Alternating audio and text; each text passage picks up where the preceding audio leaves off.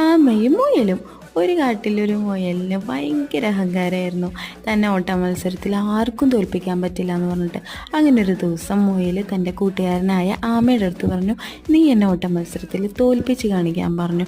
അപ്പോൾ എല്ലാവരും ചിരിച്ചു, കൂട്ടുകാരൊക്കെ ചിരിച്ചു. കാരണം എന്താ, ആമ മെല്ലല്ലേ നടക്കുക, മുയലാണെങ്കിൽ വളരെ സ്പീഡാണല്ലോ. അങ്ങനെ ഒരു ദിവസം അവർ ഓട്ട മത്സരത്തിന് വേണ്ടി റെഡിയായി. അങ്ങനെ റെഡിയായിട്ട് മത്സരം ആരംഭിച്ചു. മുയൽ വേഗം ഓടിപ്പോയി. പിന്നോട്ട് നോക്കിയപ്പോൾ ആമേനെ കാണാനേ ഇല്ല. അപ്പം മുയൽ വിചാരിച്ചു, കുറച്ചു നേരം വിശ്രമിക്കാന്ന് വിചാരിച്ചിട്ട് ഒരു മരത്തിൻ്റെ താഴെ കിടന്നുറങ്ങി. ആ നേരം കൊണ്ട് ആമ മെല്ലെ മെല്ലെ കഴിഞ്ഞ് ഒന്നാം സ്ഥാനത്ത് എത്തി. പെട്ടെന്ന് കൂട്ടുകാരുടെയൊക്കെ സൗണ്ടൊക്കെ കേട്ടപ്പോഴാണ് മുയൽ എണീറ്റ്. മുയലിനും മനസ്സിലാവണത് ആമയാണ് ജയിച്ചതെന്ന്. പിന്നെ നാണക്കേട് കാരണം മുയൽ ആ കാട്ടിലോട്ട് വന്നിട്ടേയില്ല. ഇതിൽ നിന്ന് നമ്മൾ എന്ത് മനസ്സിലാക്കണം?